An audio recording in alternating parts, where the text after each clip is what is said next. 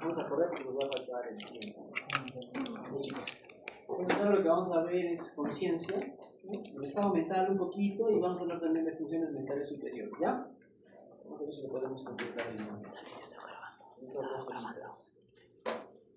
Muy bien, entonces el concepto de conciencia es amplio, no voy a decir otra cosa. Porque además, ¿no? Cada asignatura o cada campo, ¿no? o profesión estudia la conciencia desde diferentes puntos de vista, ¿no? Los filósofos tienen un concepto para la conciencia, los psiquiatras tienen otro concepto para la conciencia, los neurólogos tienen otro concepto para la conciencia. Entonces, tiene infinidad de conceptos, ¿no es cierto? Pero tratando de moderar y de aterrizar el término, básicamente es el conocimiento de uno mismo, ¿no es cierto? Y de nuestro entorno, lo que nos rodea, ¿ya? Es lo básico, eso deberíamos saber todos. Para eso, tenemos que entender qué cosa es el estar despierto, ¿no? O el estar vigil, ¿no es cierto? Entonces, acá ya vendríamos a hablar de 2 aspectos importantes, ¿no? Uno, lo que es el nivel de conciencia, ¿no? Y otra cosa que es el contenido de la conciencia, que son 2 cosas distintas, ¿no? Entonces, en el nivel de la conciencia, ¿no? Tenemos que ver, o habrán escuchado, ¿no? Se puede ver además si el paciente está despierto, está somnoliento, está nubilado o está en coma, ¿no? Para evaluar eso, tenemos que seguir un protocolo. Vamos a ver ahora en el transcurso de la clase. Y otra cosa es el contenido, ¿no es cierto? El estar en contacto con nuestro entorno. Entonces, acá cuando hablamos del contenido tenemos que ser capaces de asimilar además y de darnos cuenta, ¿no? Poder expresar además lo que sentimos, y por eso hay distintas funciones mentales superiores que tenemos que desarrollar, ¿ya? Una cosita. Cuando ambos están íntegros, tanto nivel como contenido, vamos a ser capaces además de poder decidir, ¿ya? Entonces, eso tiene que estar claro, ¿ya? Entonces, la toma de decisiones, ¿no es cierto? Y eso también se aplica incluso en el ámbito legal.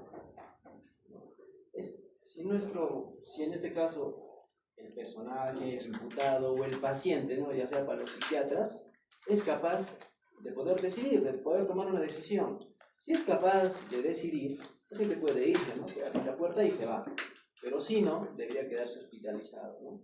Para poder estudiar, ¿no? Porque igual pasa también en el ámbito legal, ¿no?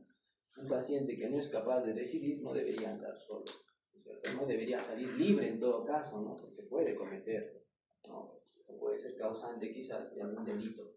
Entonces, para poder decidir necesitamos que la conciencia esté indemne, que sea capaz de comprender, ¿no? Lo que se le dice. Tiene que ser capaz además de razonar, de decidir, ¿no? De darle consecuencia a una idea, ¿ya? Tiene que tener voluntad, ¿ya? Y además, tiene que además ser capaz de poder seguir las órdenes y de completarlas adecuadamente, ¿no? Entonces eso es lo que vamos a tratar hoy día de poder desarrollar de alguna forma. Entonces la conciencia va a durar toda la vida, ¿no? Entonces, si estamos hablando de lo que es el nivel de la conciencia, tenemos que, podemos, ¿no?, atribuir que el nivel de la conciencia, si queremos forzar las cosas, porque el nivel de la conciencia no solamente se ubica en una estructura anatómica, ¿ya? Antes se planteaba eso, ¿no? Podías decir, sí, el lenguaje se ubica en el área de Broca y en el área de Wernicke, ¿no es cierto? Hasta ahora de manera somera todavía o de manera vulgar lo hacemos así, ¿no es cierto? Igual también con el nivel, ¿ya? No hay una estructura nada más que controle o que domine el nivel de conciencia, son varias estructuras. Entonces ahora se hablan de redes, ¿no? Y en eso también nos ha ayudado bastante lo que es los estudios funcionales, ¿no? La resonancia magnética funcional, la tomografía por emisión de positrones, ¿no? Nos ayuda a precisar que ahora son redes, son vías, ¿no?, que integran distintas áreas en el cerebro para poder llevar a cabo una determinada actividad, ¿ya? Igual también en el nivel vemos que, ¿no?, lo que domina es el sistema reticular activador ascendente, ¿no? Es una estructura que está en la región tegmental del tronco encefálico, ¿no? Pero no basta solamente el SARA, ¿no? Para que uno esté despierto para poder determinar el nivel.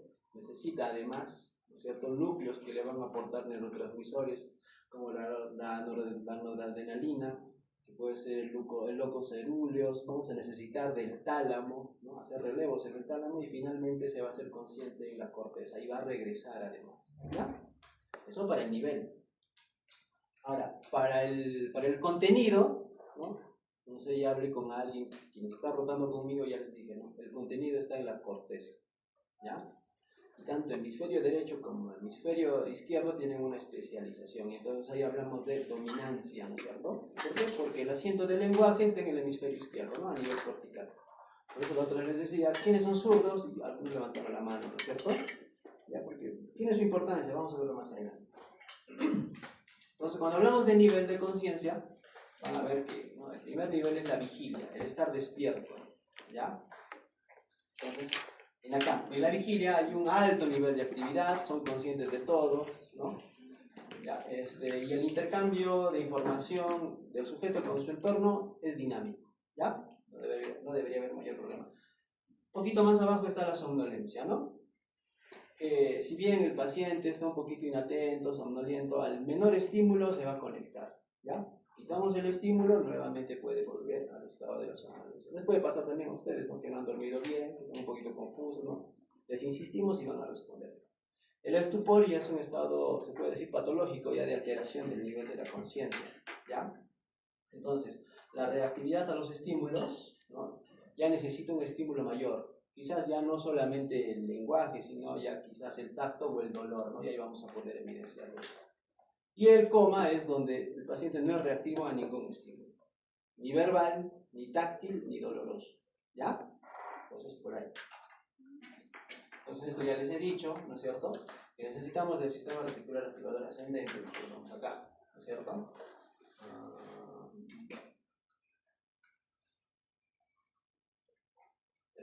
Como les decía, el sistema reticular activador ascendente es un cúmulo de neuronas, ¿cierto?, que está a nivel del tegmento, en el tronco encefálico, ¿no? Si se dan cuenta, va a ser además relevo con un núcleo que está en la base del cuarto ventrículo, que es el locus coeruleus, ¿no? O el locus cerúleus, como le dicen algunos. Va a necesitar del tálamo, ¿ya? Varios núcleos en el tálamo nos van a ayudar, ¿no es cierto?, a poder hacer relevo, y de acá, ¿no es cierto?, si se dan cuenta, hace bastante sinapsis a nivel cortical, ¿ya? Y va a regresar la vía. ¿Estamos? Necesitamos esto. Entonces acá están asociados además, bueno, acá necesitamos neurotransmisores como la dopamina, la noradrenalina, ¿no?, el GABA, todo eso, ¿ya? Entonces, como les decía, el tálamo es una estructura importante, ¿ya? Está quizás subvalorada, ¿no?, su situación neuroanatómica, pero tiene que ver con todo el tálamo. Ya es el centro de relevo, ¿no?, común para todas las vías y fibras ¿no?, que tienen que ver en el encéfalo, ¿no? Entonces, el despertar, ¿no?, o el nivel de conciencia tiene que ver bastante con el núcleo reticular, ¿no? Un núcleo que rodea al tálamo, ¿ya? Hace relevo ahí, y de ahí se vuelve consciente, ¿no? Puede llegar a nivel cortical, a nivel del lóbulo frontal, ¿no?, el lóbulo orbitofrontal, el lóbulo prefrontal, ¿no?, y después regresa. Por eso es importante. Si se dan cuenta, ¿no?, el tálamo tiene relevo para todo, ¿ya? Tiene un relevo para la corteza prefrontal, tiene relevo para los ganglios de la base, para las áreas motoras suplementarias, ¿no?, para el cerebelo, ¿no?, incluso para los lemniscos, ¿no es cierto?, que vamos a ver en la próxima clase quizás, ¿ya? Incluso para las cortezas visuales occipitales también hace relevo, viene y va, ¿ya? Se especializa en eso. Ahí están los núcleos, ¿no?, ya que pueden hacer relevo. ¿Cómo se evalúa el nivel de conciencia, no? De forma burda suelen utilizar esta escala, la escala de Glasgow, ¿no es cierto? Pero eso solamente aplica en pacientes que tienen traumatismos craneoencefálicos. Aquellos pacientes que no tienen traumatismos craneoencefálicos no deberían ser evaluados con esta escala, ya, solo en ellos. Para ellos se ha desarrollado esta escala, ya, pero podemos forzar las cosas y aplicar acá, ¿no es cierto? La escala de Glasgow tiene un puntaje de 0 a 15. ¿no? Por debajo de 8 o igual a 8 ya se considera que el paciente está en coma, ¿no? Y tiene además 3 dominios grandes que tenemos que evaluar, ¿no es cierto? La respuesta motora, la respuesta verbal y la tortura ocular, ¿no? Pero si suma, 15. Entonces, aparte, yo creo que esto ya lo han visto, ¿no? Es una herramienta que hace rato ya lo han podido, incluso han podido utilizarlo, ¿no? Incluso en el examen físico que la semana pasada de alguna forma desarrollamos también está en la escala, ¿ya? Como les digo, su aplicación es el traumatismo craneoencefálico. Ya, entonces, para ser un poquito dinámico, yo les diría, si el paciente está cuadripléjico, ¿tendrá respuesta motora? ¿Se podrá evaluar? ¿Quiénes dicen que sí? ¿Sí? ¿Cómo evaluarías el rostro? ¿En el rostro? ¿Qué le pedirías al paciente que haga? Claro, ¿no? Le dices al paciente, abre la boca, ¿no? Saca la lengua, mueve la lengua, lo va a hacer, ¿no? Esa es respuesta motora. ¿Se puede evaluar la respuesta motora en un paciente cuadripléjico? ¿Ya? Sí se puede. También es más fácil evaluar la respuesta, la apertura ocular, por eso no hay mucha ciencia, ¿no es cierto? La respuesta verbal también, ¿no es cierto? No es lo mismo decir, por ejemplo, sonidos, no es lo mismo puntuar 2 y 3, ¿ah? Tense cuenta de eso, porque hay mucha confusión ahí, ¿no? Una cosa es escuchar sonidos incomprensibles y otra cosa es escuchar palabras inapropiadas, ¿ya? Ojo en eso. ¿Está bien? Una mejor escala es esta, la escala FOB, ¿ya?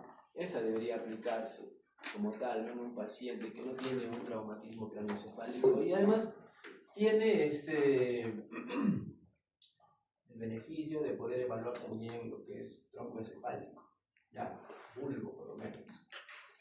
¿Entender? Y además también se puede utilizar, no tiene limitaciones en evaluar a pacientes que están intubados, ya, que no pueden hablar, ya. Entonces acá evalúa también lo mismo, ¿no? Respuesta motora, respuesta ocular, y acá aparece ¿no? Reflejos del tronco cerebral, ¿ya? Nos ayuda a evaluar esto, ¿no? Reflejo tusígeno, reflejo corneal, ¿ya? Entonces, y la expiración, porque muchos de estos pacientes están asociados a un ventilador mecánico, ¿no? Eso también nos da ese beneficio adicional, ¿ya? Entonces, tenemos 16 puntos el paciente consciente, ¿no? Por debajo podemos hablar incluso de injuria cerebral severa, ¿no? Si está en cero, incluso en coma, ¿ya? Entonces es una escala que deberían valorar, ¿no? Al momento de evaluar lo que es el nivel, por lo menos. ¿Estamos? ¿Sí? ¿Está claro? Entonces, ya cuando hablamos de contenido, tenemos un montón, ¿no? de funciones mentales superiores, ¿no? que van a englobar el contenido. La orientación, la atención y la concentración, el lenguaje, la memoria, las construcciones, el cálculo, la abstracción, introspección y juicio, las praxias y la repetición. Ahora, la orientación es fácil de evaluar, ¿no es cierto? Preguntarle al paciente si está orientado en tiempo y espacio, por ejemplo, no tiene mucha ciencia, ¿no? ¿Ya? Lo que sí tiene su gracia es ver cuál de estas 3 esferas se afecta primero, ¿no? La que siempre se afecta, lo que más fácil se afecta siempre es la orientación, el tiempo, ¿ya? Después en lugar. Es raro que el paciente afecte también lo que es la orientación en persona, ¿no? Siempre te va a decir quién es, ¿no? Entonces, en deterioro cognitivo leve, por lo menos, lo primero que se afecta es el tiempo, ¿ya? Siempre. Incluso los pacientes que están hospitalizados, ¿no? Y que no tienen contacto con el medio, dejan de estar, ¿no? en contacto quizás con la televisión, con la radio, los periódicos, van a llegar a perder, ¿no? La orientación en tiempo. Es lo primero. ¿Ya? Entonces, no es tan difícil. Pero lo que sí es importante es hablar de la atención, ¿ya? Si el paciente está inatento, no vamos a poder continuar con nuestra evaluación de funciones mentales superiores, ¿ya? No se va a poder. Porque si el paciente está inatento, no va a poder seguir el hilo, ¿no? de la orden, no va a poder concentrarse, ¿no es cierto?, en la conversación, en la entrevista, y va a ser nulo, no vamos a poder evaluar, no vamos a poder continuar con nuestra evaluación, ¿ya? Entonces, Yo le he puesto, ¿no? Lo he puesto incluso en azul. Si la atención se compromete, todo lo que viene detrás no se va a poder evaluar, ¿ya? Ahora, un estado superior a la atención sería la concentración, ¿no? No solamente tiene que prestar atención a un estímulo, sino que tiene que ser capaz de poder enfocar, ¿no?, en otros focos más su atención, y eso ya no va a poder ser. El paciente le dice que calcule una cosa, necesita más que estar atento, ¿no?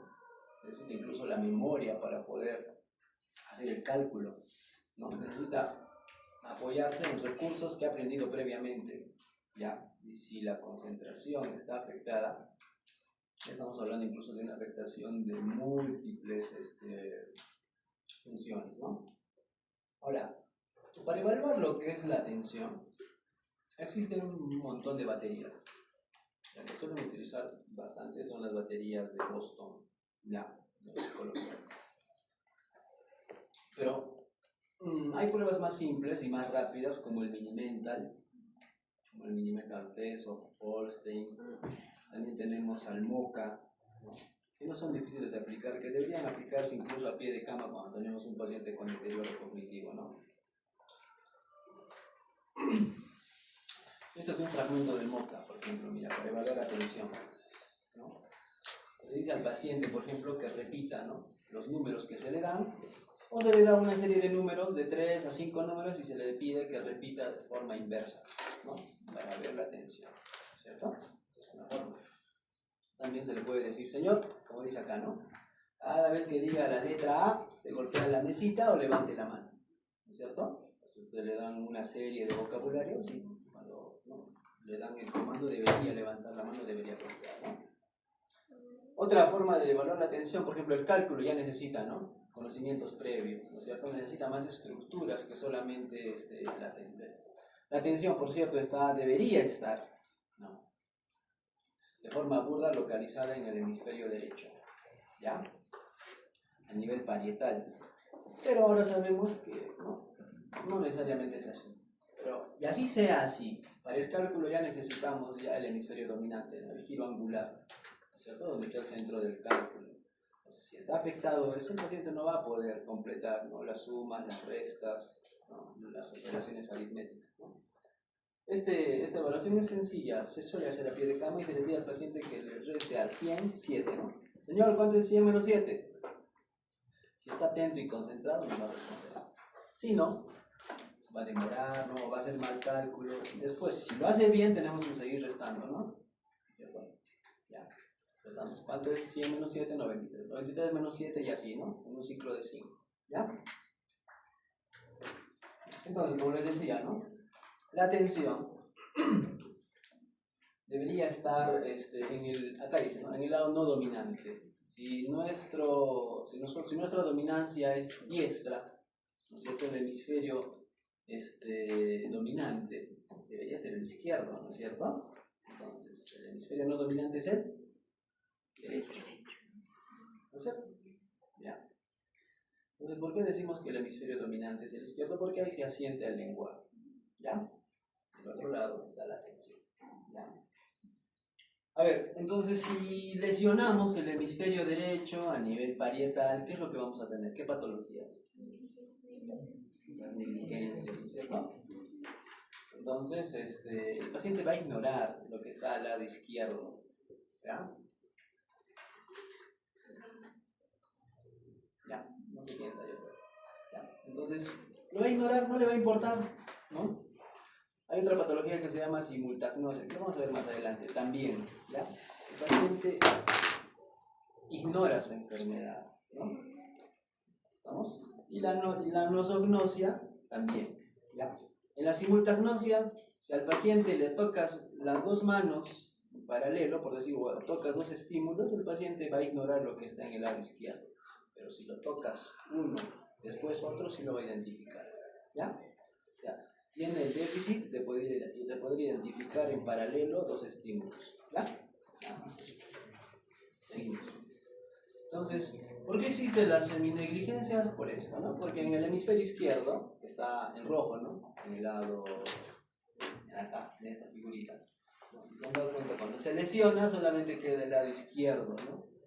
Y el hemisferio izquierdo le presta atención solamente al lado contralateral, ¿ya? A diferencia del derecho que le presta atención a todo el campo, ¿ya? Derecho e izquierdo, ¿no es cierto? Si lesionamos el hemisferio derecho, solo queda el izquierdo indemne y solamente le va a prestar atención al lado contralateral, ¿ya? Ignore el otro lado. Vamos, por eso existe la serie.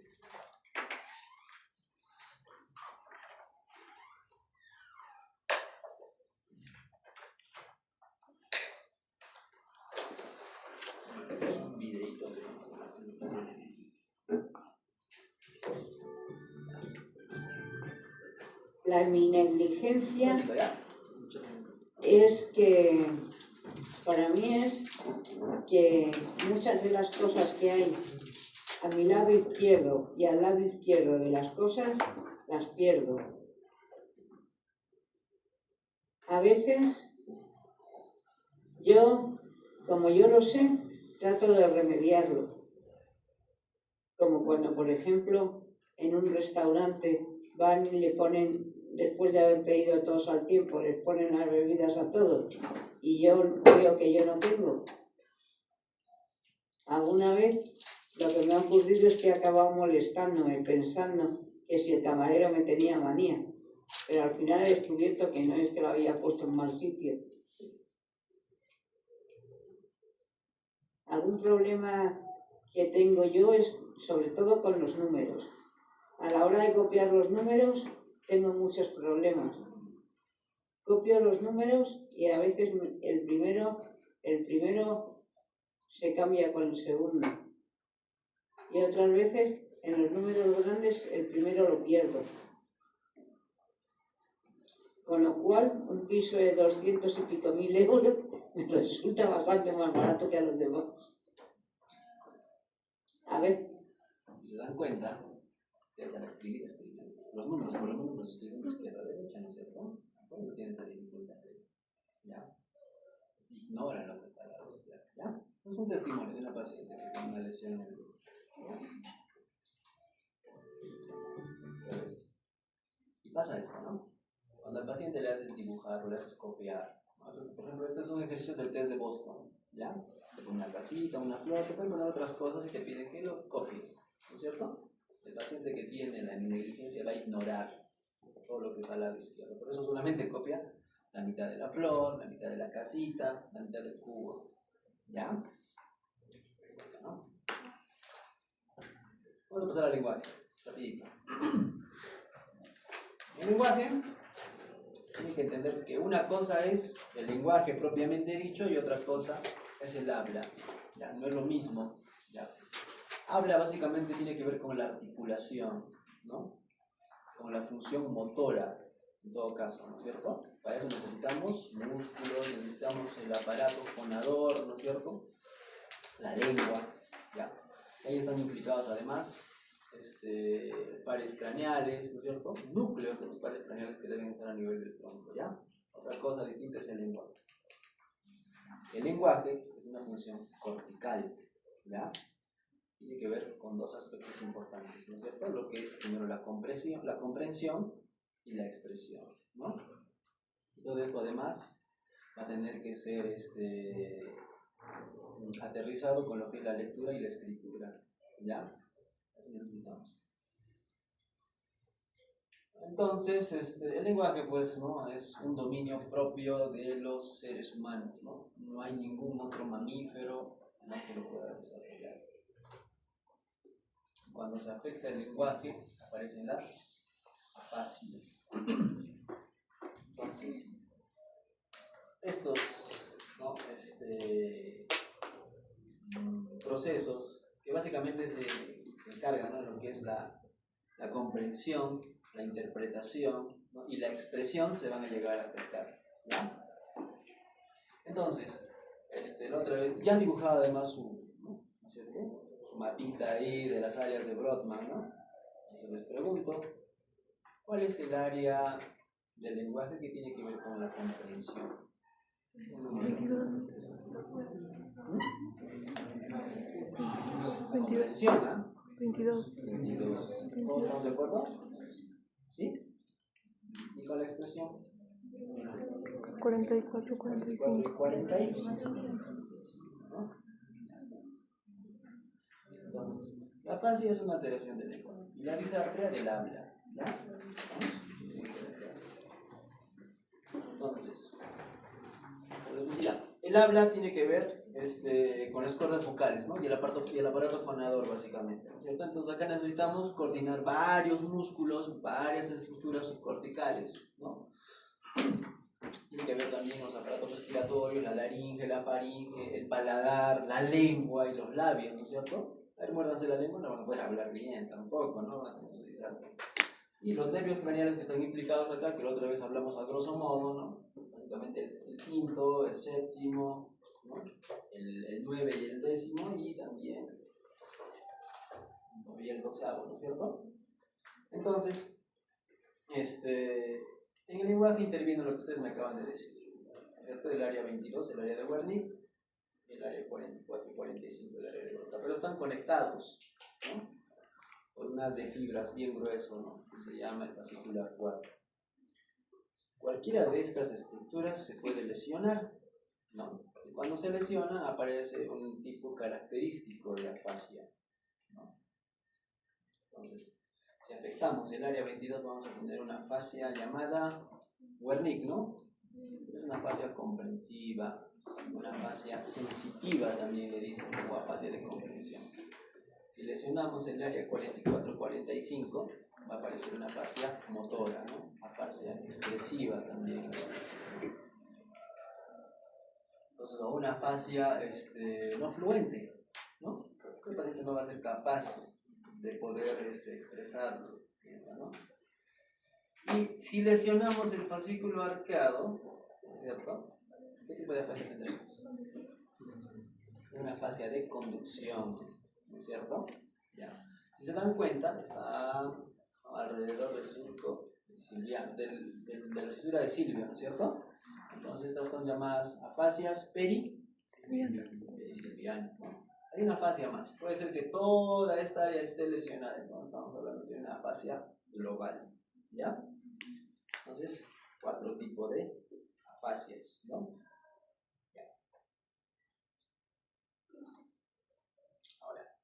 Cositas relacionadas con el lenguaje. En la mayoría, en el 95 hasta el 99%, se plantea que el hemisferio dominante para el lenguaje es el izquierdo, ¿no? Hay un grupo pequeñito que tiene el hemisferio dominante para el lenguaje en el lado derecho, ¿no? ¿Entendés? Pero esos son muy poquitos, ¿no? Incluso, entonces acá podemos ver la dominancia, ¿no es cierto? Los zurdos, por ejemplo, se dice que el 60 al 70% igual tienen el hemisferio dominante en el lado izquierdo, ¿ya? Solo el 30% de estos tienen, ¿no? El hemisferio dominante en el lado derecho. Es bien raro, yo no he visto ninguno hasta ahora. Si alguna vez lo ven, siéntanse afortunados, ¿ya? En todo caso, si tenemos a estos pacientes y se lesionan, ¿no? Y además casi nunca existen afasias puras, siempre tienen un componente motor. La mayoría de los casos, si tuviera un componente motor, ¿no? Y la lesión estaría en el hemisferio derecho, porque el paciente es zurdo, ¿dónde estaría el déficit motor?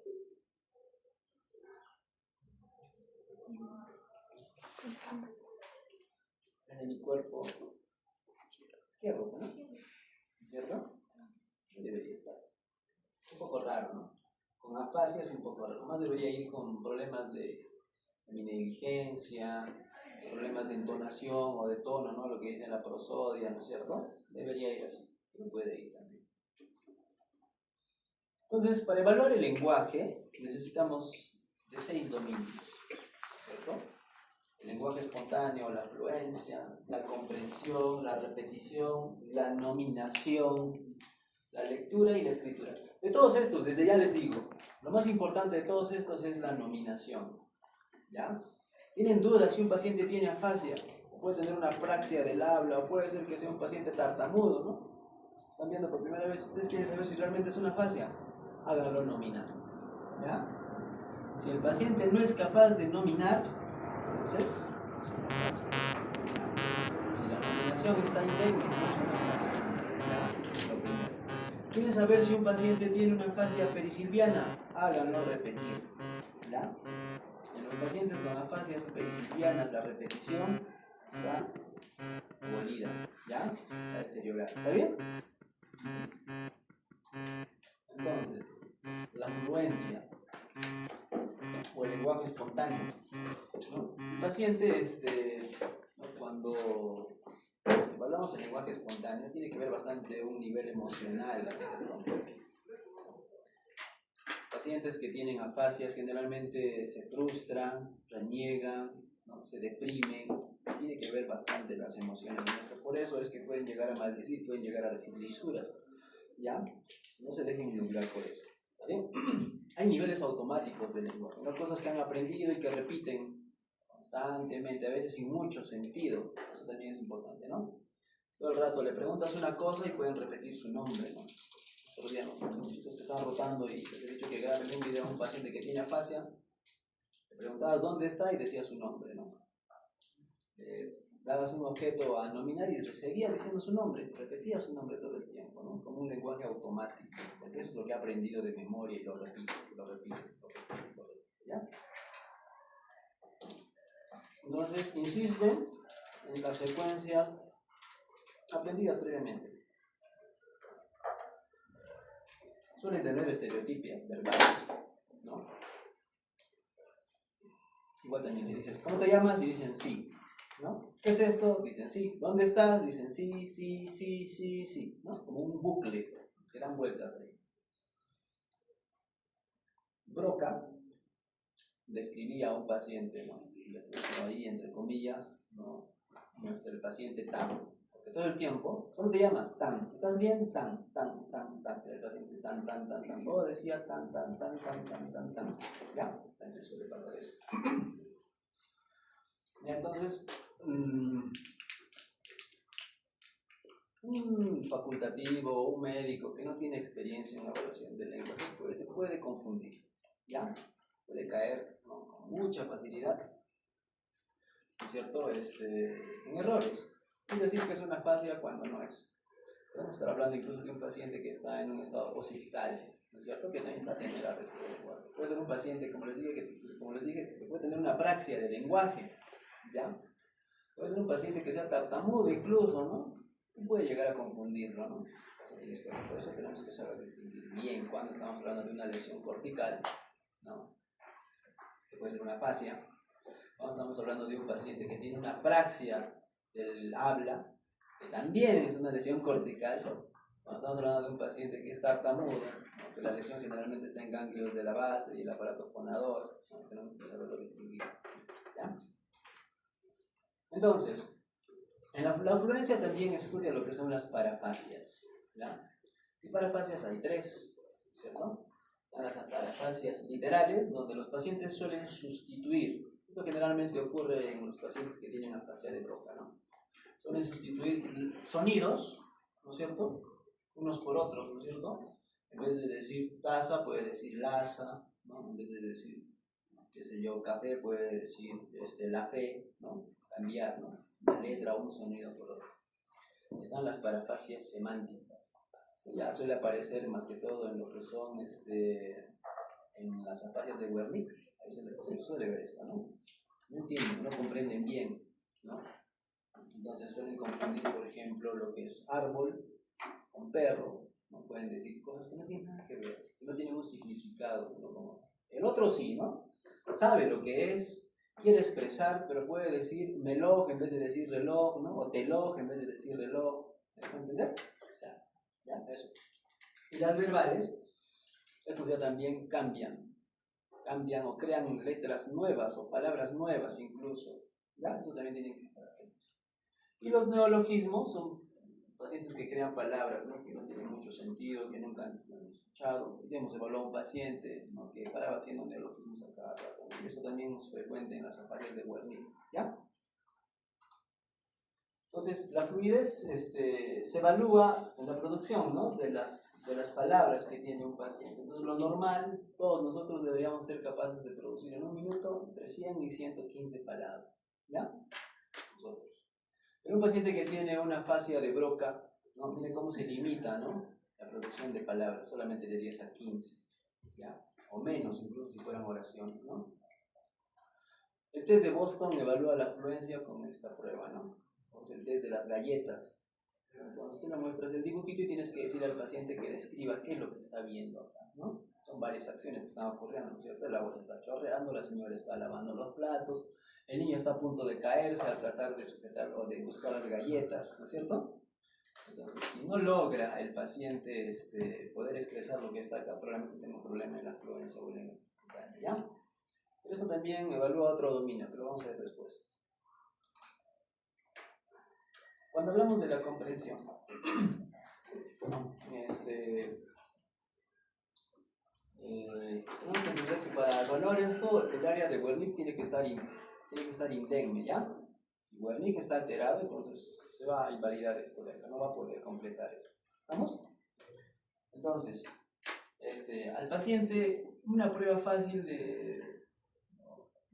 una prueba para evaluarlo sería darle órdenes simples primero y después órdenes completas, ¿no? Una orden simple: señor, levante la mano; señor, abra la boca; señor, cierre los ojos. ¿No es cierto? No debería tener errores a eso. Pero podemos complicarlo un poquito más. Vamos a decirle: señor, tóquese la oreja derecha con la mano izquierda. Vamos a ver si lo completa. Ya son 2 comandos, ¿no es cierto? Son una orden, 2 comandos. Podemos complicarlo un poquito más. Señor, cierre los ojos, abra la boca, saque la lengua, ¿no es cierto? Ya se complica, ¿no? Ya son 4 comandos, ¿no es cierto? Eso ya no lo va a poder completar. ¿Ya? Eso es lo que tenemos que ver. Es lo que les decía, ¿no? Hay que pedir primero acciones simples y después ir complicando todo poco a poco, ¿no? Y si tenemos esos pacientes que están con circunloquios, ¿no? Todo el rato diciendo sí, sí, sí, o no, no, no, que también puede pasar, podemos entonces doblarle ya también la pregunta y decirle: señor, ¿usted es mujer? Vamos a ver si sigue diciendo sí, ¿no es cierto? O si sigue diciendo no, o al revés, ¿ya? Es una forma de evaluar también si la comprensión está alterada o no, ¿ya? Bueno, este es un videíto, un aporte de sus compañeras que están rotando conmigo. ¿Cuál es su nombre? ¿Cuál es su nombre? ¿Se escucha? ¿Cuál es su nombre? Pregunta por su nombre y responde cualquier cosa, ¿no?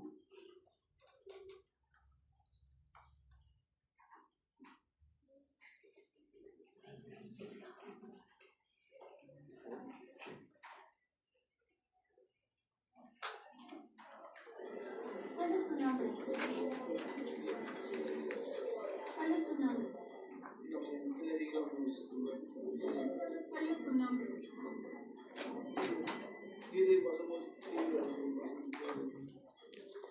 ¿Su apellido sabe?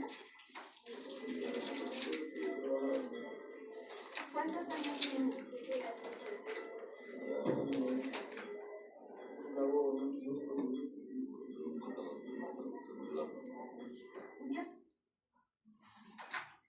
Si es una fascia, ¿qué tipo de fascia será?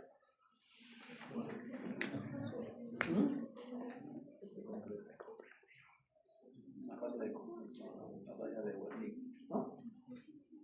Te preguntan y responde cualquier cosa. Muchas, incluso si se dan cuenta y prestan atención, están creando neologismos. Pero eso no tiene sentido. Entonces vamos.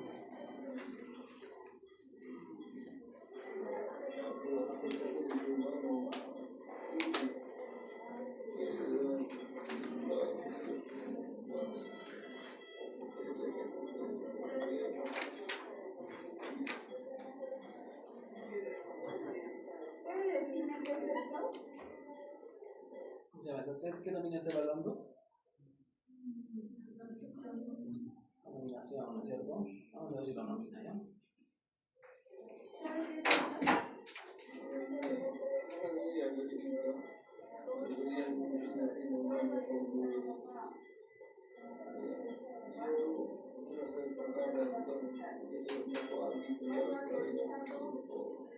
Pareciera que está conversando, ¿no? Pero en realidad lo que está creando son circunloquios y neologismos. Constantemente repetía su nombre. Le preguntabas qué es esto y seguía diciendo su nombre, ¿ya? Un bigote automático. Repite. Crea palabras que no tienen sentido. ¿Ya? Se llaman neologismos.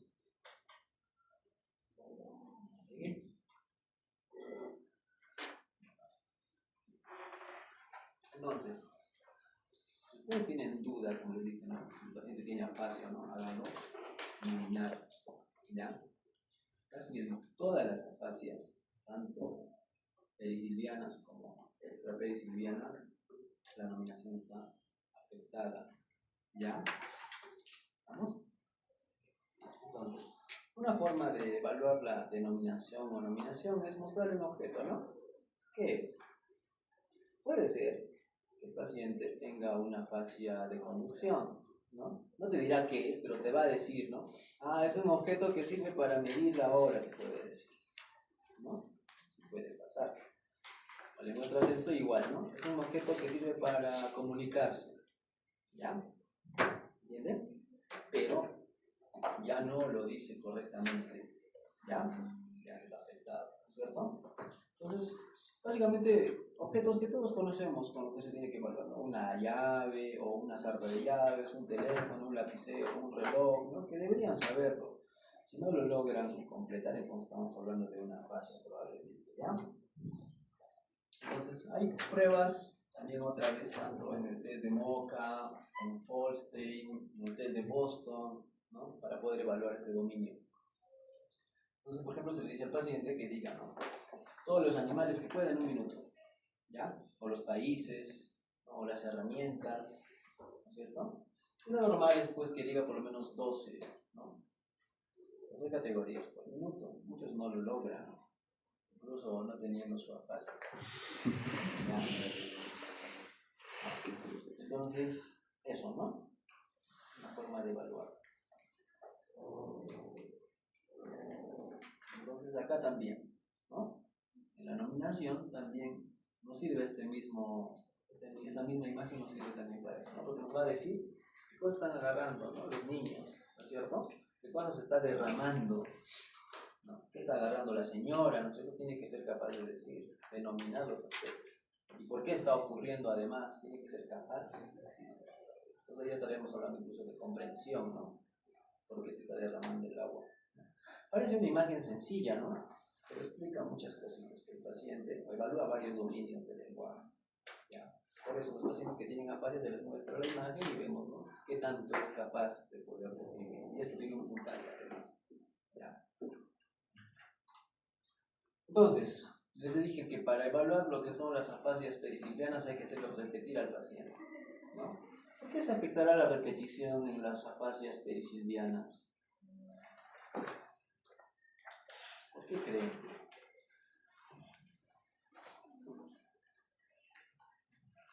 Es un paciente que tiene una afasia de Wernicke y no comprende. ¿Repetirá? No repetir, pues, ¿no? Es un paciente que tiene una afasia de Broca, que está afectado, es el motor, tampoco va a poder repetir, ¿no? Si se interrumpe la vía de ambos, también, ¿no? Si lesionamos el fascículo al 4, tampoco va a poder repetir. Y si es una afasia global, ¿no? Que afecta tanto al área de Wernicke como de Broca, tampoco va a poder repetir, ¿ya? Entonces, es uno de los dominios que nos va a orientar si la afasia es perisilviana o es extraperissilviana, ¿no es cierto? Porque para que tengas afasia no solamente tiene que lesionarse Broca, Wernicke y el fascículo, ¿eh? O ambos, o todos, ¿no? También puede afectarse el tálamo, también puede afectarse la corteza, porque en algún punto tiene que hacerse consciente, ¿no es cierto? El lenguaje. Necesitamos del área prefrontal, necesitamos de las áreas motoras suplementarias, necesitamos incluso del área visual, ¿no es cierto? Para poder leer, para poder ver. Incluso necesitamos del área temporal, para poder escuchar, ¿no es cierto? Por eso es que hay afasias extraperissilvianas también, ¿ya? ¿Cómo lo vamos a ver más adelante? Entonces, se le pueden hacer repetir sílabas, se le pueden hacer repetir bisílabos, incluso se le pueden hacer repetir palabras o incluso frases, ¿no es cierto? Lo más común es esto, está en el test de Boston, ¿no es cierto? Lo oyeron por la radio anoche, ¿no?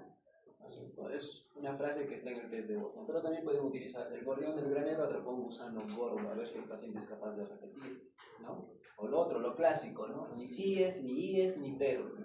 Algunos de ustedes, por los que rotamos, me han visto preguntar eso al paciente, ¿no? Entonces, así se evalúa la repetición, ¿ya? Si no lo logra hacer, estamos hablando probablemente de una afasia perisilviana, ¿ya? Entonces, la repetición se conserva en las afasias extraperisilvianas. Eso tiene que estar claro, ¿no, chicos? Eso lo venía en el examen. Entonces, pero como nosotros, la mayoría tenemos huellas nésicas, ¿no es cierto? Si decimos casa, a tú ya asocias, ¿no? Una imagen, ¿no es cierto? De casa. Tienes una huella de eso.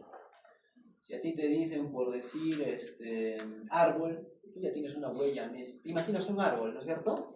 No solamente repites, sino te imaginas al árbol como tal. Esa es por decir perro, aparte de la palabra, ¿no? Vas a apoyar, ¿no es cierto?, en una huella de memoria de qué es un perro, cómo sería un perro, ¿no? Entonces eso a veces confunde al momento de evaluar la repetición. Por eso se utilizan los logátomos, ¿ya? Los logátomos son palabras que no tienen un significado, son pseudopalabras, no existen en el vocabulario, ¿ya? Pero nos van a servir a nosotros para evitar la huella nésica, la huella de memoria, ¿ya? Entonces, se utilizan los logátomos para evaluar de forma indemne o de forma dejar de lado el emocional y solamente ver si el paciente es capaz de repetir, ¿no? De escuchar y de repetir, ¿ya? Para eso sirven los logátomos. ¿Vamos? Por eso, miren, por ejemplo, sinapo, sotupo, vasomida, ¿alguna vez han escuchado esa palabra? Nunca los han escuchado, ¿no es cierto? Entonces, paciente ya ahí vamos evitando la huella nésica, ¿ya?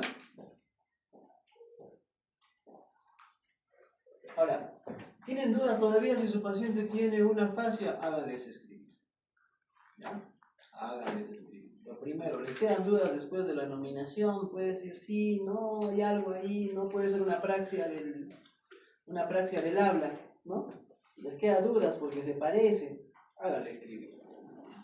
El paciente que tiene una praxia del habla no debería tener una praxia de la escritura. Debería ser sin problemas. ¿Ya? ¿Estamos? Es un paciente que es un tartamudo, ¿no es cierto? Bien, ¿no? Se demora en hablar, no saben si es una afasia motora, ¿no? Hagan escribir, no debería tener problemas para escribir. ¿Ya? Si tienen dudas, siempre hagan escribir al paciente. Si es una afasia, se va a afectar, la mayoría, ¿no? ¿Por qué? ¿Por qué será que se afecta? ¿No? La escritura, ¿dónde tendrá su asiento anatómico? ¿Qué necesitas para escribir? Necesitas para escribir haber aprendido unos símbolos previamente, ¿no es cierto? Lo que es el vocabulario, ¿no? O los números, ¿no es cierto? Que también son un tipo de símbolos. ¿Dónde estará, si queremos forzar las cosas, el área donde se asientan los símbolos? ¿Cuál será?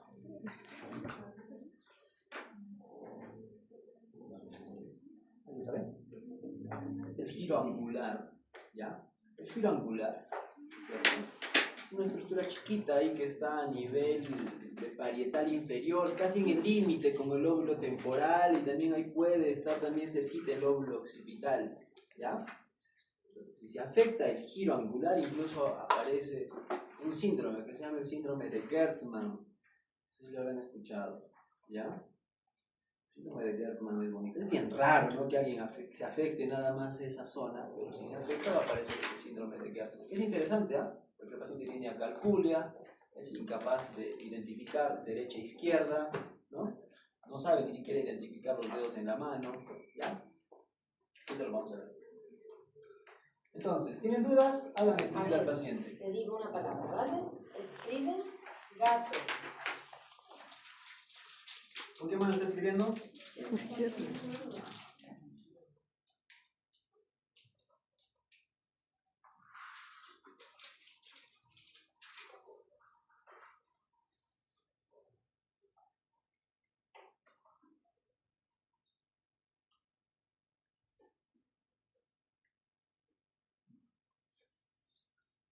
Gato.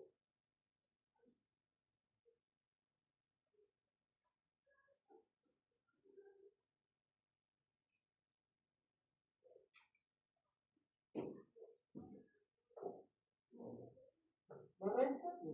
Vale.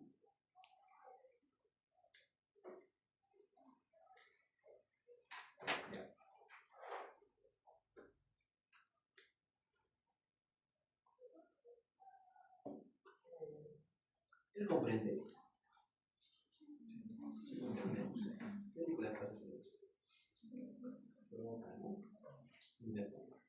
Yo explico nada más, no eso parece el grado derecho, ¿no? ¿No es cierto? Pero es que no puedo utilizar. Esto tiene una complejidad el grado derecho. La versión es contralateral, ¿no? Entonces incluso que tiene esas citas que le pegan a los pacientes que están en terapia. Ya está. Entonces, ¿quieren algo? No. También se le podría hacer leer al paciente, ¿no? Pero ya la lectura, ¿no? Ya necesita ya otra estructura adyacente al área de Wernicke, ¿ya? Acá ya necesitamos lo que les dije, ¿no? El giro supramarginal, ¿no? Que también tiene que ver ahí primero con el oír, ¿no es cierto? Y tiene que ver también con la lectura, porque para que tú leas necesitas el aparato auditivo además, ¿no? Para ver si hay una relación. Si no tienes eso, también se pierde, ¿ya? Entonces, ahora, hay alexias con agrafia, ¿ya? Y hay alexias sin agrafia, ¿ya? ¿Agrafia qué es? Agrafia es la incapacidad para poder escribir, ¿ya? Entonces, si tenemos una alexia pura, ¿dónde estará?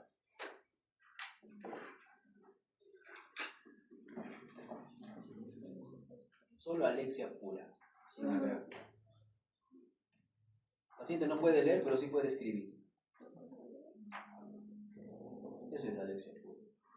Alexia con agrafia es que no puede leer ni puede escribir. ¿No? Alexia pura está en el... Hay una región, ¿no? Cívico-temporal. Ahí está la lesión. Justo, ¿no? Donde está el área de la audición, el lóbulo temporal, ¿no? Y también está justo al lado del área visual. ¿Ya? Justo ahí está ese centro. Si se afecta, si se infarta, el paciente va a tener, ¿no? Esa dificultad. Ahora, puede ser que sea una alexia con agrafia, o sea, no puede ni leer ni puede escribir. La lesión sí está en ese caso, ¿dónde les he dicho? El giro angular, ¿ya? ¿Entienden? Porque la zona de los símbolos o la región donde se interpretan los símbolos también está afectada, ¿ya? Entonces eso. Ahora, a ver, para sintetizar, les dije que tenemos afasias perisilianas, ¿no es cierto? Que son dos, y la combinación de estos, ¿no es cierto? Puede ser una afasia, hasta que la fotito. Las afasias perisilianas pueden ser Broca, puede ser Wernicke, puede ser de conducción y pueden ser globales. ¿Qué les he dicho? Hágale siempre repetir al paciente, ¿cierto? Si repite, entonces no es una afasia perisiliana, ¿no? Porque es capaz de repetir. Se caería acá. De las afasias extraperisilianas, que son básicamente el 20% de todas las afasias, ¿ya? Entonces, si no repite, ya estamos claros. O es Wernicke, o es Broca, o es conducción, o es global, ¿no? ¿Tenemos dudas? Vamos a ver si el paciente es fluente o no. Vamos a ver cómo está el lenguaje espontáneo. El paciente es fluente, es capaz de hablar con fluencia, ¿no? Entonces, sí, ya. Ahora hay que ver si el paciente comprende lo que se le dice, ¿no es cierto? Si fuera una afasia no fluente, ¿en qué estamos pensando? Broca, ¿no es cierto? ¿Sí? Ya. No es fluente, ya. Ahora, comprende.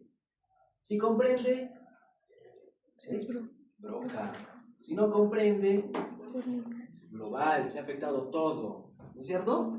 Ya está por ahí. Ahora, este paciente es fluente, ¿no? ¿Sí? Sí es fluente, ¿no es cierto? Habla cualquier cosa, pero habla, ¿no es cierto? Ya, sí, ya está. Ahora, ¿comprende? Ahora hay que preguntarle si comprende lo que le decimos. En este caso, del paciente que vimos en el video, no comprende, ¿no es cierto? Si no comprende es Wernicke, ¿no? Es fluente porque el paciente con Wernicke han visto, ¿no? Habla, le preguntas una cosa, sigue hablando, pero no comprende, Duerling. Pero si sí comprende, estamos quedando en una fase de conducción. ¿Qué está afectado? Fascículo A4. ¿Ya? ¿Difícil? Fácil, ¿cierto? Fácil hasta ahí. Ahora, si el paciente sí es capaz de repetir, otra vez hay que evaluar si es fluente, ¿no? Si repite, es fluente. Ya, muy bien, ahora hay que ver si comprende, ¿no es cierto? Sí comprende. Entonces, ahora, si comprende, ¿en qué caemos? En la fascia armónica. ¿Dónde será la lesión? ¿Quién sabe? Aguántense ahí, ¿ah? ¿Dónde estará la lesión? Ahora, si este paciente que sí repite, que es fluente, ¿ya? Y que no comprende, ¿dónde estará la lesión? Transcortical sensorial. ¿Cuál es sensorial? ¿Dónde está el área sensorial? 3, 1, 2, ¿no es cierto? ¿Y dónde está eso? Parietal. ¿De qué lado? Izquierdo. ¿No es cierto? ¿Ya? Ahí está. ¿Estamos? Listo. Ahora vamos al otro lado. ¿Ya?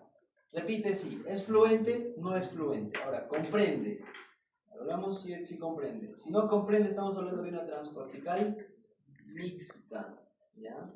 ¿Qué quiere decir mixta? Y hasta ya tenemos afectada, ¿no es cierto?, el área sensorial. ¿No es cierto? 3, 1, 2. ¿Dónde estará la otra área que divide esto? Vamos a entender cómo está. Si comprende, estamos hablando de una transcortical motora. ¿Cuál es? ¿Cuál es el área motora? Suplementaria motora. 4 y 6. Entonces está afectando eso. Si se dan cuenta, también son corticales, pero son límites, ¿ya? Entonces esto es más frecuente de los infartos limítrofes o watershed, le dicen a estos infartos, ¿ya? Lo vamos a ver ahora. ¿Estamos? Entonces, cuando tenemos las afasias transcorticales, ¿no?, está claro que la repetición está reservada. Lo que sí tienen son ecolarias, ¿no? Pueden repetir cositas, pero no necesariamente está afectada la repetición. Entonces, lo que les decía, ¿no?, los infartos limítrofes son los que se afectan, ¿ya? Y estas son las afasias que acabamos de decir, ¿ya? Por ejemplo, la fascia mixta, tanto área sensitiva como área motora, ¿no es cierto?, están afectadas. Eso es un infarto cortical grandecito, ¿no? Por eso se afecta esto también, ¿ya?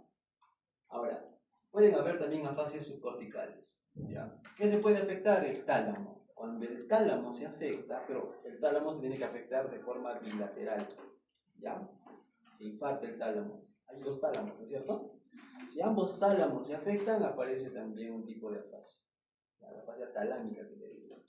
Y eso ocurre en casos raros donde una arteria, un tronco común, es la arteria de Percheron, se va a llegar a infartar, ¿ya?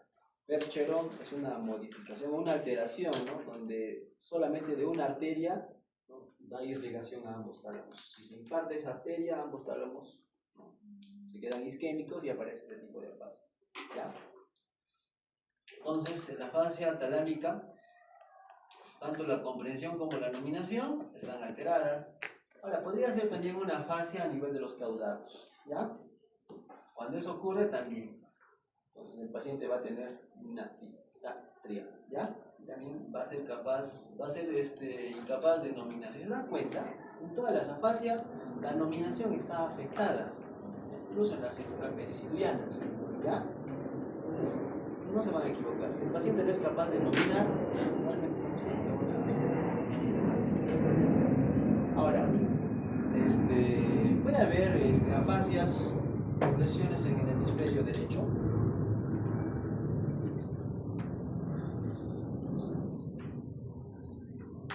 Lo que va a haber es problemas en la entonación, ¿no?, en la prosodia, es lo que les decía, ¿no es cierto? Y eso se van a dar cuenta cuando yo les digo, por ejemplo, les digo a ustedes, ven acá, ¿no es cierto? Te digo, como una orden. No es lo mismo decirte ven acá que decirte ven acá, ¿no es cierto? Cambia, ¿no? ¿No es cierto?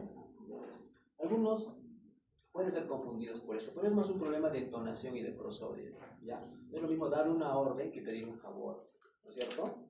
O es el lenguaje telegráfico que tiene alguien que no se entiende bien, ¿ya?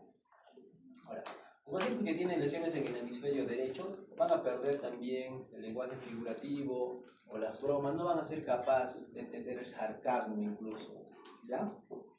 Eso tienen que tener cuidado, ¿ya? Entonces esto ya les hablé de la alexia, ¿no es cierto? Que es la pérdida de la habilidad de leer sin pérdida de la agudeza visual, ¿ya? El paciente no puede leer, pero no tiene lesión en las vías visuales, ni en la corteza, ¿ya? Visual, ¿estamos? ¿Ya? Puede haber también agrafia cuando el paciente tiene dificultades para escribir y no tiene ningún déficit motor, eso también tiene que estar claro, ¿ya? Entonces, cuando hablamos de alexia con agrafia, ¿dónde estaba la lesión? La figura angular, del lado izquierdo generalmente, ¿ya? Si tenemos alexia sin agrafia, ¿no es cierto? O alexia pura, ¿dónde está? En el giro fusiforme, ¿no? ¿Ya? Y el giro supramarginal.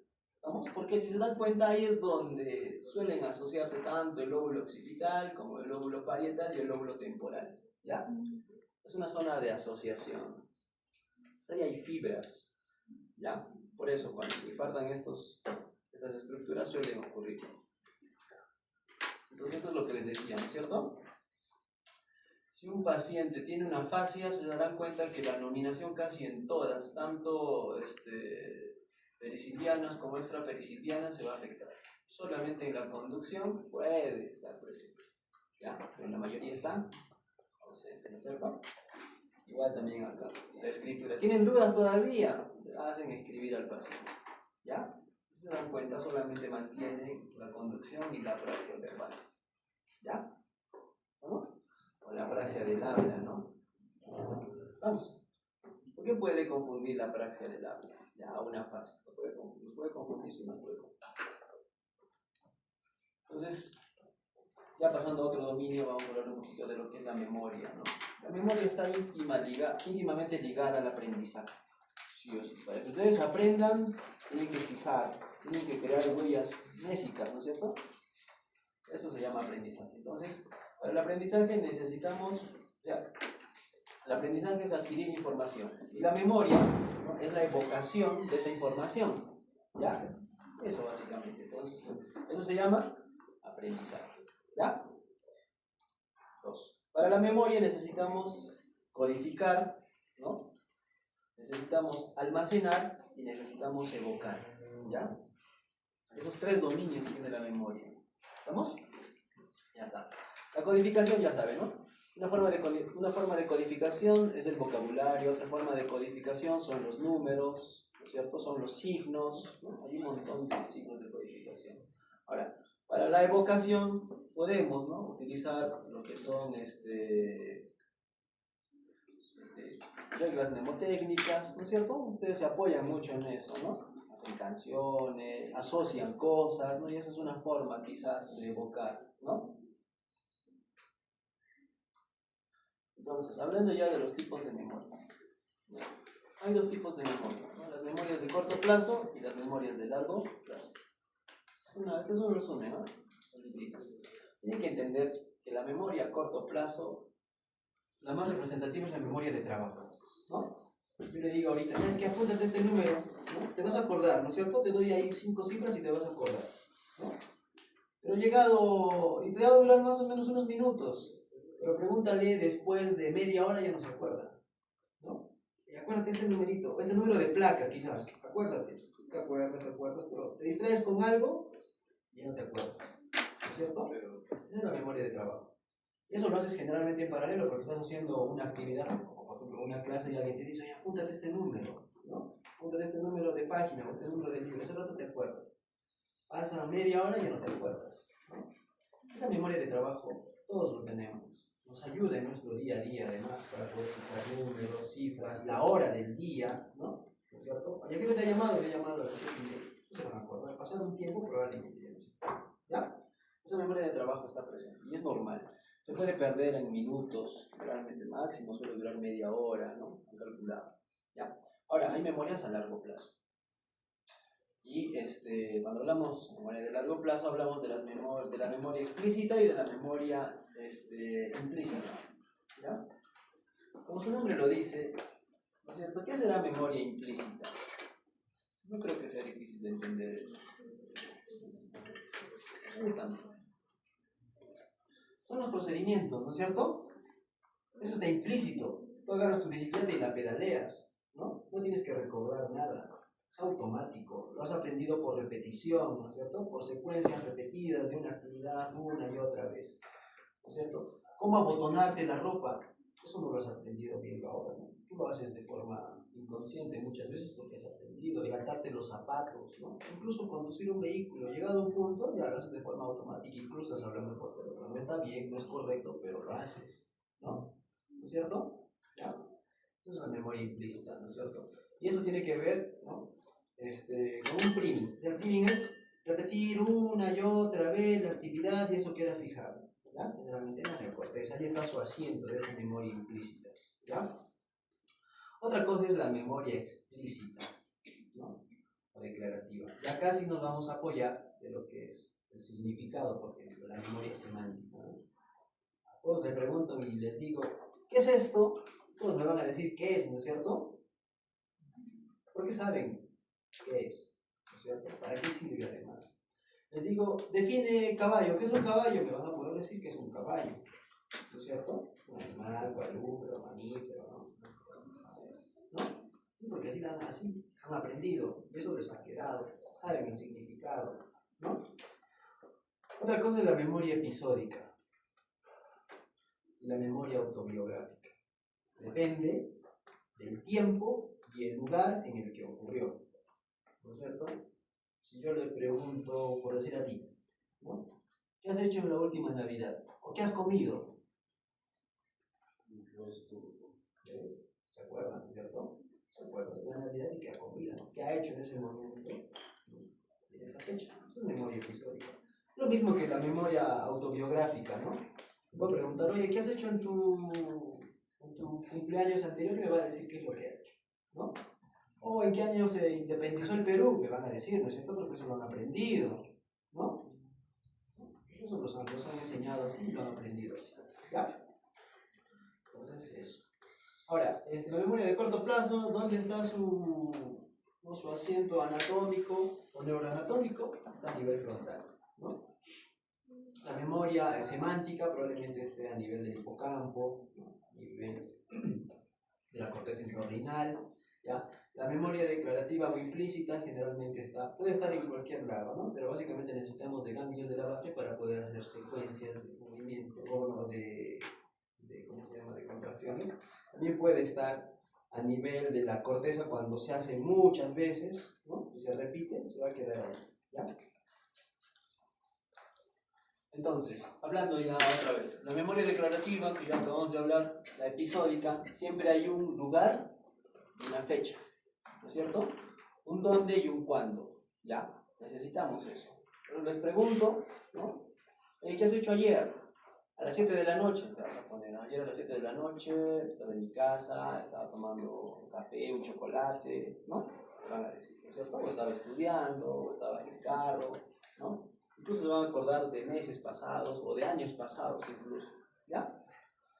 Ahora, entonces les decía que las estructuras que están afectadas acá son a nivel cortical los lóbulos temporales mediales o mesiales, le dicen, ¿no? ¿Ya? Puede estar también afectado el tálamo, puede estar afectado el cuerpo maxilar, la corteza prefrontal. Si se dan cuenta o se van a dar cuenta, la corteza prefrontal casi está en todo, ¿ya? Es la corteza filogenéticamente más reciente, ¿ya?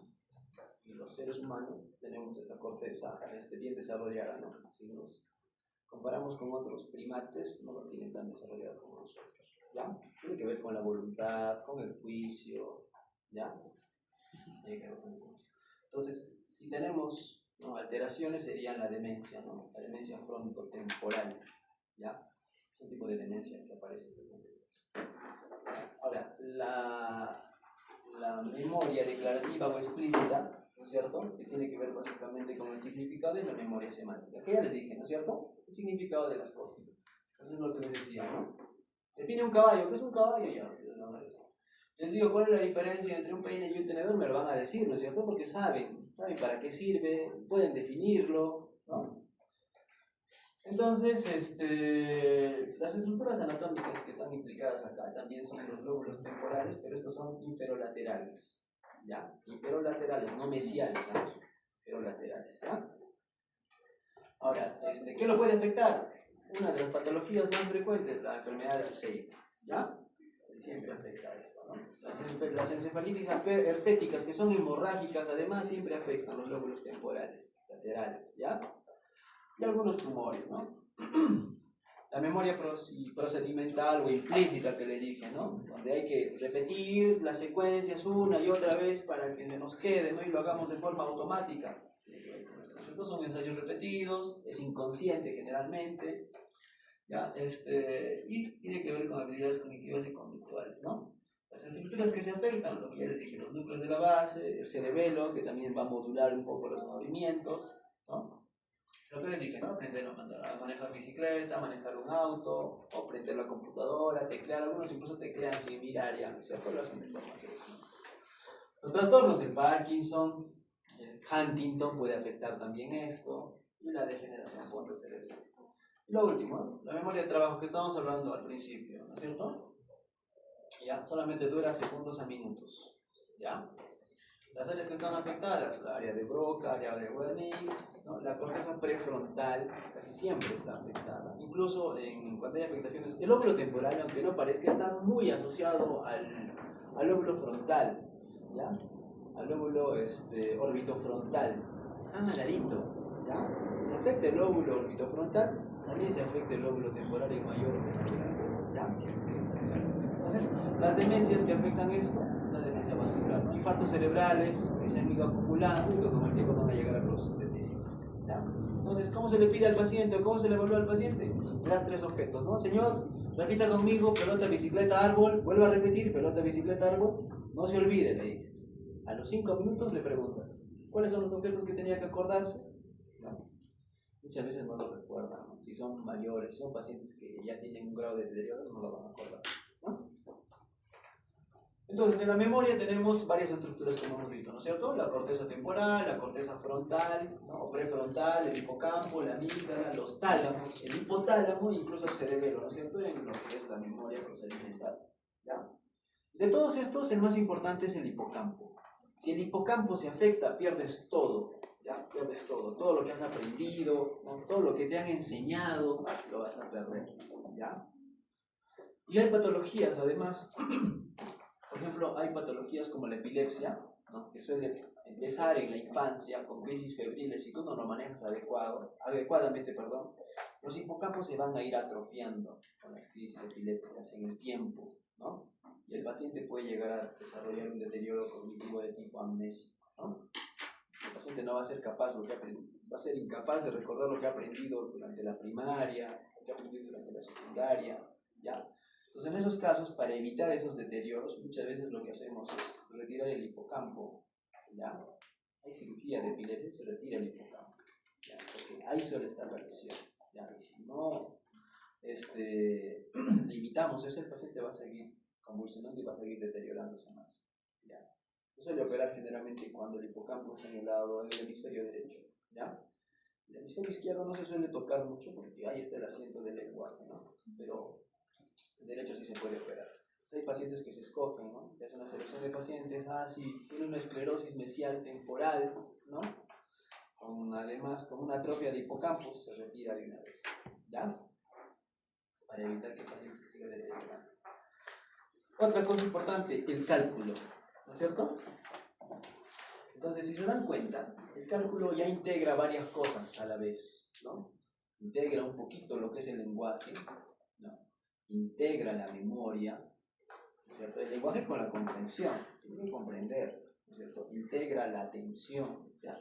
Esta función mental ya necesita de varias cositas. Incluso necesita el paciente conocer, haber aprendido símbolos, ¿no es cierto? Los números, ¿no? Entonces, cuando evaluamos el cálculo, estamos evaluando a la vez varios dominios, ¿ya? De lo que son funciones mentales superiores, ¿no es cierto? Incluso evaluamos un poquito de lo que es la voluntad, el juicio, incluso porque hay que saber dar, ¿no? Una cifra exacta y hay que saber sumar y restar y además, ¿no? Ser capaces de calcular, ¿no? La consecuencia de decir una cifra, ¿cierto? Entonces, el cálculo depende del grado de instrucción, ¿ya? Y como les dije otra vez, ¿no? Lo que más se afecta es el giro angular, porque ahí está el centro de los signos y de los símbolos. Se afecta el giro angular. Y se han dado cuenta además que el giro angular es un centro de asociación. Lóbulo occipital, lóbulo parietal y lóbulo temporal. ¿Ya? Se puede afectar. Generalmente en el hemisferio izquierdo, ¿no? Entonces, sí, pues, hay pacientes con afasia. El paciente con afasia, hazle calcular, no lo va a poder hacer muchas veces. ¿Ya? Entonces, ¿cómo se evalúa lo que les he estado diciendo? ¿No? Hace rato ya hemos visto esto, ¿no es cierto? Otra vez. ¿No? Pedir al paciente que reste, ¿no? A 100, restarle 7 y eso en una secuencia de 5, ¿no? Ya está. Igual también con problemas aritméticos simples, ¿no? Señor, yo tengo un sol y ¿para cuántas manzanas de 20 centavos me alcanza? ¿No es cierto? No haces ese cálculo y si lo logra hacer, bien, ¿no? Quizás no lo logra hacer, ¿no? Igual también en la resta, en la multiplicación, ¿ya? Pero esto puede confundir los cálculos básicos, ¿no? A ustedes les han enseñado a multiplicar, ¿no? De forma automática, les han enseñado muchas veces. Les han dicho, ¿cuánto es 4 por 4? Y tú ya te lo sabes de memoria, no razonas, ¿no? Igual, ¿cuánto es 2 por 2? Tú ya sabes cuánto es 2 por 2, ¿no es cierto? No haces el cálculo, entonces eso ya ha quedado como una huella amnésica, por ejemplo. Eso no le vas a decir al paciente que haga, ¿no? Porque se supone que probablemente está evocando algo, no está razonando, no está calculando, ¿ya? Así no se evalúa eso. Entonces así es el cálculo, ¿no? Lo que les he estado diciendo. Se resta de 7 en 7 empezando. Esta es una forma. Esto, por ejemplo, está en el test de Moca. Yo los voy a compartir también para que lo tengan y sería bueno además que lo apliquen. Otra cosa importante son las agnosias, ¿no? Ya. Y las agnosias son la incapacidad, ¿no es cierto?, para reconocer objetos, para reconocer incluso el significado, ¿no? Y esto puede ser a nivel visual, auditivo y táctil, ¿cierto? Entonces, agnosias hay un montón, ¿ya? Pueden haber agnosias táctiles, como la grafestesia, ¿no es cierto?, donde tú básicamente le dibujas, ¿no?, unos símbolos en la mano, que pueden ser números al paciente, y el paciente tiene que ser capaz de reconocerlos, ¿ya? Si no lo reconoce, estamos hablando de una grafestesia, ¿no es cierto? Y la lesión está en la región parietal derecha, no dominante, ¿no es cierto? No dominante, ¿ya? Ahora, ¿qué será la prosopagnosia? ¿Han escuchado alguna vez? Brad lo tiene, ¿no? ¿No es cierto? Es capaz de reconocer rostros, no los reconoce, ¿ya? Y eso ocurre cuando hay una lesión occipitotemporal, ¿no es cierto?, de forma bilateral, generalmente. Lo pierde, no es capaz de reconocer rostros, no se va a acordar, ¿no? Otro tipo de agnosia, la autopagnosia, ¿no es cierto? No es capaz de identificar o de reconocer partes del cuerpo, eso también puede pasar, ¿ya? La agnosia digital. Le dice al paciente, señor, este es el dedo 1, 2, 3, 4 y 5, ¿no es cierto? Le enseñas primero, ¿ya? Y después le dices que cierre los ojitos, le tocas. Si no es capaz de identificar qué dedo le estás tocando, habiéndole enseñado previamente, probablemente estemos con una agnosia digital, ¿ya? ¿Ya? Y esto, ¿no? La desorientación derecha-izquierda, un paciente que pierde la capacidad de identificar, ¿no? ¿Qué mano es derecha? ¿Qué mano es izquierda? También, este tipo de diagnóstico. Ya. Esto es lo que les decía, ¿no es cierto? El síndrome de Gertzmann, ¿ya? El síndrome de Gertzmann, ¿no? Que es una afectación básicamente del giro angular. Miren todo lo que afecta. Hay problemas en el cálculo, porque ya no reconoce los símbolos, que son los números, ¿no es cierto? Hay una confusión derecha-izquierda, no es capaz de identificar derecha-izquierda. Puede haber también una agnosia digital, lo que les acabo de decir, ¿ya? Y puede haber la agrafia, sin alexia. Lo que les digo, ¿no es cierto? Es raro que se presente este síndrome, pero se ha descrito, está descrito. Hay casos, incluso hay serie de casos, ¿no? Institutos de neurología lo suelen buscar estos casitos y cada cierto tiempo andan actualizando, ¿no? Reporte de caso a propósito de pacientes en Ciudad Balón entre el 2000 y el 2025. Reportan ahí 10 casitos. Interesante para los curiosos, ¿no? ¿Ya? Otro tipo de agnosia, la nosognosia. Esto sí es más frecuente, ¿ya? Es lo que les decía, ¿no es cierto? Heminegligencia, otro nombre. No reconoce el lado izquierdo, ¿ya? lo que les decía, la simultagnosia, ¿no es cierto? El paciente no es capaz de reconocer en paralelo, ¿no?, dos partes del cuerpo. Si lo separas, señor, ¿qué mano es esta? ¿Qué le estoy tocando? El dorso de mi mano izquierda. Y ahora el dorso de mi mano derecha. Le tocan los dos, solamente reconoce el lado derecho, ignora el izquierdo. ¿Ya? Eso también. Ocurre también por lesiones en el lóbulo parietal no dominante. ¿Ya? Sea el derecho. ¿Ya? Las apraxias, ¿no? ¿Qué son las apraxias? Son la incapacidad de realizar, ¿cómo se llama?, o ejecutar movimientos programados en secuencia, ¿no?, que han aprendido previamente. Por ejemplo, el subir y el bajar de escaleras, ustedes lo hacen de forma automática, ¿no es cierto? Pero es una secuencia de movimientos que tienen que hacer, ¿ya? Igual también el lenguaje, la forma de hablar, ¿no? Ustedes necesitan, ¿no?, movilizar la lengua, ¿no?, meter aire, sacar aire, eso lo hacen de forma voluntaria, lo han aprendido, no se puede desde niños, se puede afectar eso, ¿ya? Entonces, la secuencia de contracciones que necesitamos para lograr un cometido, ¿ya?, si se afecta, eso se llama apraxia, ¿ya? Entonces,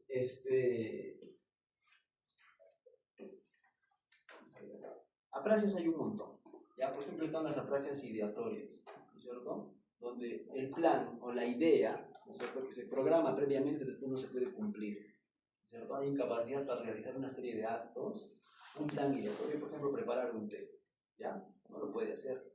No es complicado, es agarrar la taza, ¿no es cierto?, poner azúcar, poner té y echar agua, ¿no? A veces eso no lo puede hacer el paciente, ¿ya? También suelen asociar. ¿Y por qué ocurre esto? Porque los pacientes no saben o han perdido la habilidad de entender para qué se utiliza, por ejemplo, la cucharita, ¿no? No saben que se tiene que remover, o no saben cómo recoger el azúcar y colocar en la taza. Pierden esa habilidad y por eso se imposibilita toda la secuencia, ¿ya? Igual también la idiomotora, ¿no es cierto? El paciente no puede ejecutar acciones como gestos, ¿no? Esto básicamente es decir adiós, ¿no?, o saludo militar, o silencio, ¿no?, ya no lo pueden hacer. ¿Ya? No es lo mismo, si se dan cuenta, ideatoria que idiomotora. En ideatoria tú tienes que idear primero lo que vas a hacer al preparar tu té, ¿no es cierto?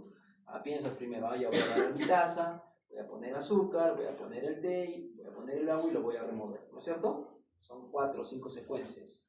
Primero lo piensas y después lo haces. Eso se pierde en la praxis ideatoria, ¿no?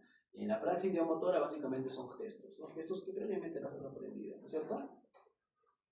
Ahora, la praxia mielocinética es la praxia de los dedos, ¿no?, los movimientos finos que haces con los dedos, ¿no es cierto? Entonces, por ejemplo, ahí nos sirve bastante el decir al paciente, señor, con el dedo pulgar, tócate todos los deditos, ida y vuelta, ¿no? Muchas veces no lo pueden hacer, ¿no? O dibuja o escribe algo, ¿no? Necesitan la habilidad de la pinza para poder hacer eso. Muchas veces no lo pueden hacer, ¿ya?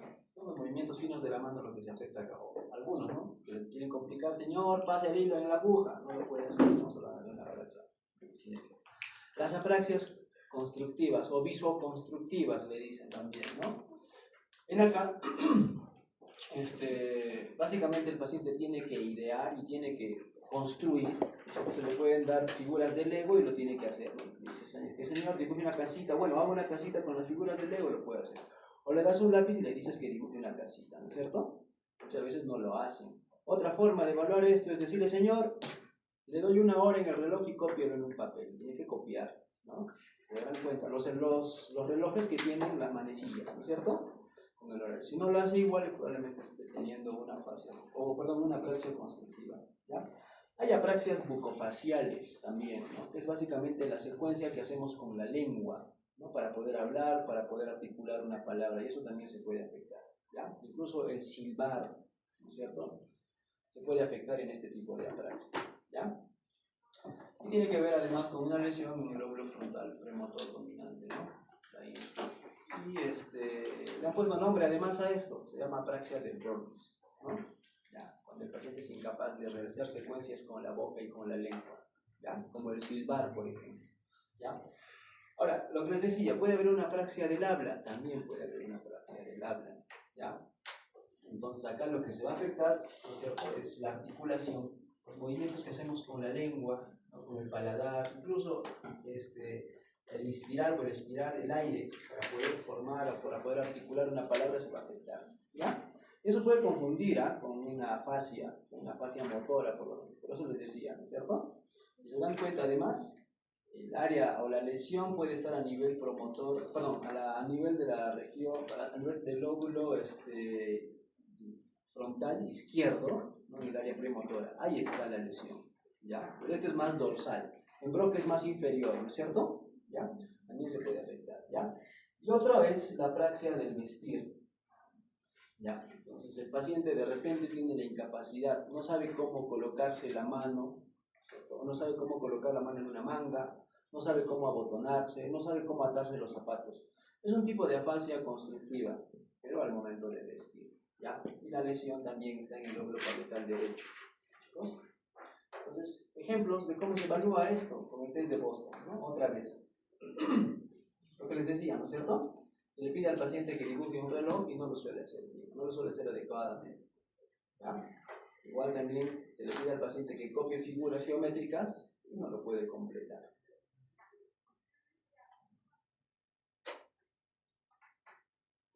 Esto, la prueba del dibujo del reloj, ¿no es cierto? Igual, lo mismo, el paciente ha perdido, ¿no?, la capacidad de poder ordenar de forma adecuada, ¿ya? O también en las afasias constructivas, ¿no es cierto? Lo mismo, ¿no? Cuando la lesión está en el hemisferio parietal o parietemporal derecho suele estar presente, ¿ya? No es capaz de poder seguir las secuencias para armar tanto legos o para dibujar cosas, ¿no? Se les complica mucho. Y esto, ¿no? Y una apraxia de la marcha que está asociado a la hidrocefalia normotensiva, ya como caso clínico, ¿no? Los pacientes que tienen la tríada de Hacking-Adams, ¿no? No es un paciente que tiene deterioro cognitivo, tiene incontinencia urinaria, y muchas veces lo confunden, ¿no? Como si fuera una ataxia de las extremidades inferiores, porque el paciente no logra ambular bien. Pueden pensar incluso que la lesión está a nivel de cerebelo o a nivel de los núcleos vestibulares, pero en realidad la lesión en este tipo de apraxia de la marcha está a nivel parietal, ¿ya? ¿Por qué? Porque la hidrocefalia, ¿no es cierto?, la hidrocefalia normotensiva lo que va a hacer es dilatar los ventrículos, y los ventrículos al dilatarse van a comprimir las fibras que comunican el lóbulo frontal, ¿no es cierto?, con los ganglios de la base. También a nivel frontal van a afectar las fibras que comunican el lóbulo prefrontal con los núcleos que están en el tronco encefálico, que además dominan la micción. Para que tú micciones o para que tú orines, necesitas primero ordenarle, ¿no es cierto?, a tu vejiga que se relaje para que pueda salir la orina, ¿cierto? Cuando estas vías se afectan, el paciente no puede orinar, falla, entonces tiene incontinencia, no, tiene continencia, puede ser al revés también, ¿ya? O se le escapa o retiene, ¿ya? Y hay un tipo de apraxia, ¿no es cierto?, porque acá lo que se lesionan son los núcleos semiovales, ¿entienden? Por eso, y eso está cerquita del lóbulo parietal, ¿ya? Entonces por eso también se afecta, ¿no? Ahora, el juicio. ¿De qué depende el juicio? Tiene que ver básicamente nuevamente con el lóbulo prefrontal, ¿no es cierto? La región orbitofrontal se va a afectar, el paciente no va a ser capaz de decidir, no va a ser capaz de tomar una decisión, ¿no? Entonces, ¿cómo lo puedes evaluar? Le dices al paciente, ¿no? Señor, usted está en el cine y huele humo, ¿qué hace? ¿No? Te quedas, te vas, no haces nada, ¿no? Ahí vemos, valoramos el juicio, ¿no es cierto? Ahora, hay pacientes que tienen alteración de la región orbitofrontal, ¿no? Cuando tienen esa falta de decisión o esa falta de juicio, no les importa, ¿no?, la enfermedad que tienen. Algunos incluso tienen tumores a ese nivel, no les interesa. Nunca van al médico, han perdido, ¿no?, esa capacidad de juicio, de decisión, ¿ya? Entonces, el juicio nos permite analizar los elementos de un contexto, nos permite valorar los riesgos y también nos permite valorar los beneficios que vamos a tener, ¿no?, si tomamos una decisión, ¿ya? Eso es lo que les decía, ¿no es cierto? Lo que se afecta son las regiones orbitofrontales. Y acá está la demencia frontotemporal, incluso la esquizofrenia está acá, ¿no?, como patologías representativas. Y el último es la abstracción, ¿no es cierto?, que es la capacidad de identificar elementos comunes, ¿no?, o ideas para formar conceptos generales. Tiene que ver, ¿no?, entender o dar por hecho una determinada situación, ¿no? Una forma de evaluar esto es decir al paciente que complete los refranes, ¿no es cierto? Es decir, a camarón dormido se lo lleva la corriente, ¿no es cierto? Por lo que puse acá, en boca cerrada no entran moscas. El paciente tiene que saber completar, ¿no es cierto?, los mensajes abstractos, ¿ya? O decirle esto, ¿no? ¿En qué se parece un reloj a una regla? O hacer analogías, ¿no es cierto? ¿Qué se parece en una manzana y una naranja? Que son frutas, ¿no? ¿En qué se parece un tren y una bicicleta? Que son dos medios de transporte, ¿no es cierto? ¿En qué se parece un reloj y una regla? Que son objetos que nos ayudan a medir, ¿no? ¿Ah? Entonces, para todo esto utilizamos estos dos exámenes, ¿cierto?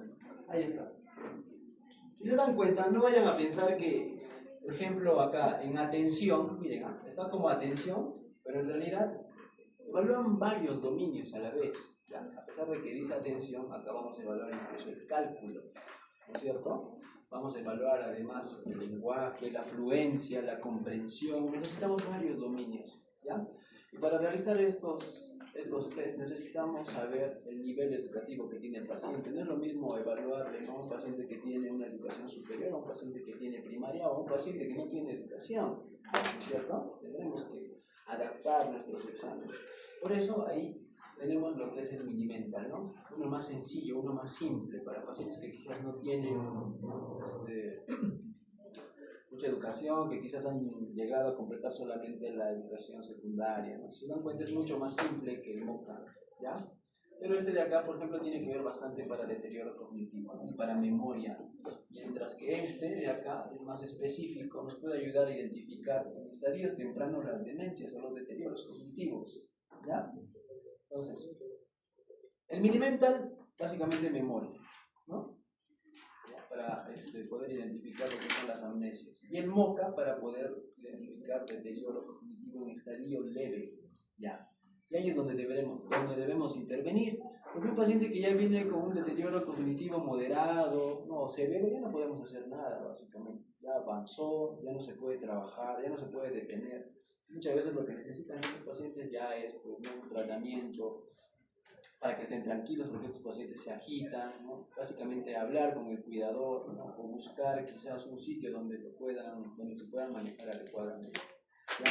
Y la demencia es la pandemia de nuestro siglo, porque la población cada vez vive más tiempo, ¿no? Y muchos van a llegar a desarrollar un deterioro cognitivo en grado moderado, leve con el tiempo, ¿no? Tenemos que saber manejarlos en etapas tempranas. Chicos, entonces, la bibliografía es la ardila que está en el grupo de Telegram. Y les voy a pasar otro más.